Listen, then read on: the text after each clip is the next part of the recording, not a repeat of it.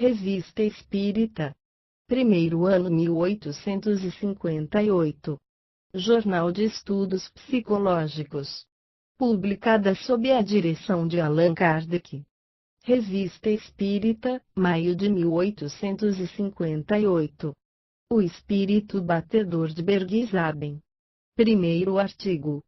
Nós já havíamos ouvido falar de certos fenômenos espíritas que fizeram muito ruído em 1852, na Baviera Renana, nas proximidades de Spire, e sabíamos que um relato autêntico deles havia sido publicado numa brochura alemã. Depois de pesquisas, por longo tempo infrutíferas, uma senhora, entre os nossos assinantes de Alsáce, e que manifestou, nessa circunstância, um zelo e uma perseverança da qual lhe somos infinitamente reconhecidos, conseguiu, enfim, adquirir para si essa brochura, que fez o obséquio de nos endereçar.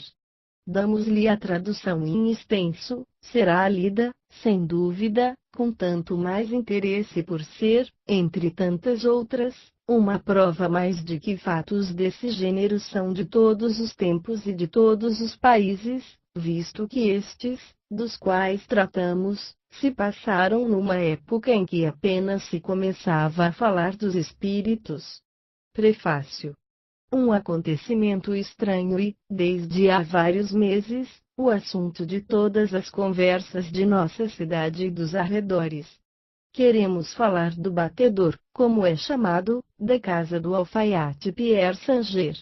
Até então, nos abstivemos de qualquer narração, em nosso jornal, Jornal de Bergizabern, sobre as manifestações que se produziram nessa casa desde o dia 19 de janeiro de 1852, como, porém, despertaram a atenção geral, a tal ponto que as autoridades creram dever pedir ao Dr. Beltiner uma explicação a esse respeito, e que o Dr. Duping de Spire se postou mesmo sobre os lugares para observar os fatos. Não podemos adiar por mais tempo em comunicá-las ao público. Nossos leitores não esperem de nós um julgamento sobre a questão, no qual ficaríamos muito embaraçados. Deixamos esse encargo àqueles que, pela natureza dos seus estudos e da sua posição, estão mais aptos a se pronunciarem, o que, aliás, farão sem dificuldade se chegarem a descobrir a causa desses efeitos. Quanto a nós, limitar-nos-emos à narração dos fatos, principalmente daqueles dos quais fomos testemunhas, ou que temos de pessoas dignas de fé, deixando ao leitor formar a sua opinião. F. A. Blanc. Redator do Jornal de Bergizabem. Maio de 1852. No dia 1º de janeiro deste ano, 1852, a família Pierre Sanger, de Bergizabem, ouviu na casa que habitava, e num quarto vizinho do qual ficava comumente, como um martelamento que começava primeiro por golpes surdos, parecendo virem de longe, que se tornavam depois mais fortes e mais marcantes. Esses golpes pareciam ser dados sobre a parede, junto à qual estava colocada a cama onde dormia seu filho, com a idade de 11 anos. Habitualmente, era entre 9h30 e 10h30 que o ruído se fazia ouvir.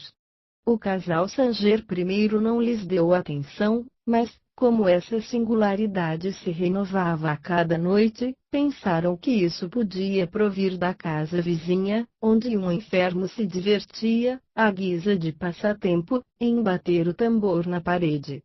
Logo se convenceu que esse enfermo não existia e não podia ser a causa desse ruído. Removeu-se o solo do quarto, derrubou-se a parede, mas sem resultado.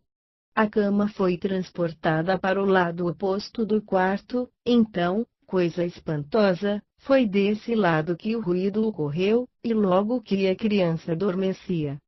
Estava claro que a criança estava, de algum modo, na manifestação do ruído, e se supôs, depois que todas as pesquisas da polícia nada descobriram, que esse fato deveria ser atribuído a uma enfermidade da criança ou uma particularidade de sua conformação. Todavia, nada, até então, veio confirmar essa suposição. É, ainda, um enigma para os médicos. No entanto, a coisa não faz senão desenvolver-se, o ruído se prolonga além de 1 hora e as pancadas têm mais força. A criança foi mudada de quarto e de cama, o batedor se manifesta nesse novo quarto, sob o leito, no leito e na parede. As pancadas não eram idênticas, eram ora fortes, ora fracas e isoladas, ora, enfim, se sucediam rapidamente, e segundo o ritmo de marchas militares e de danças. A criança ocupava, há alguns dias, o acima mencionado quarto, quando se nota que, durante o sono, emitia palavras breves, incoerentes. As palavras tomam-se logo mais distintas e mais inteligentes, parecia que a criança se entrelinha com um outro ser, sobre o qual tinha autoridade. Entre os fatos que se produziam cada dia, o autor desta brochura narrará um do qual foi testemunha: estava a criança em sua cama, deitada sobre o lado esquerdo. Apenas adormeceu, os golpes começaram e ela se pôs a falar da espécie: tu, bate uma marcha. E o batedor bate uma marcha, bastante parecida com uma marcha bávara. A ordem de alto, da criança, o batedor para. A criança diz então: bate 3, 6, 9 vezes, e o batedor executa a ordem. Sob uma nova ordem de bater 19 golpes, 20 golpes se fizeram ouvir, a criança sonolenta diz: não está bem, foram 20 golpes, e logo 19 golpes foram contados. Em seguida, a criança pede 30 pancadas, ouvem-se 30 golpes. 100 pancadas. Não se pôde contar senão até 40, tão rapidamente se sucediam as pancadas. Ao último golpe a criança disse: muito bem, agora 110. A que não se pôde contar senão até perto de 50. Ao último golpe, o dorminhoco disse: não é isso, não foram senão 106, e logo 4 pancadas se fizeram ouvir para completarem o número de 110. O menino pede em seguida: 1000. Não foram dados senão 15 golpes. Bem, vamos.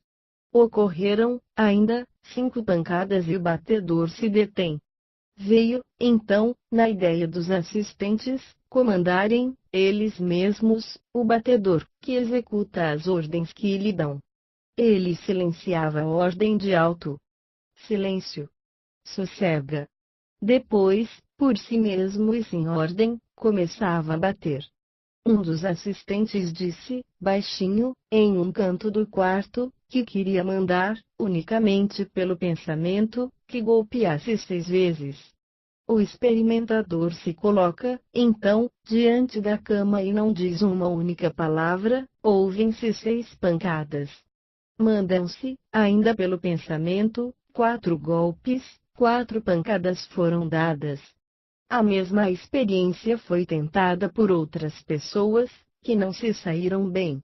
Logo o rapaz estende os membros, afasta a coberta e se levanta. Quando se lhe perguntou o que havia ocorrido, respondeu ter visto um homem grande com cara de mal, que se mantinha diante da sua cama e lhe comprimia os joelhos. Acrescentou que sentia dor nos joelhos, quando esse homem batia. A criança dormiu de novo e as mesmas manifestações se reproduziram até o momento em que o relógio do quarto soou 11 horas.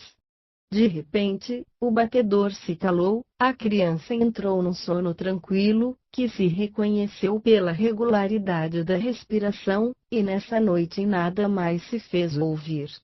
Notamos que o batedor batia, sob a ordem que recebia, marchas militares. Várias pessoas afirmam que, quando se pedia uma marcha russa, austríaca ou francesa, ela era batida com exatidão. no dia 25 de fevereiro, estando dormindo, o menino disse: Não queres mais bater agora, queres raspar? Muito bem, quero ver como farás.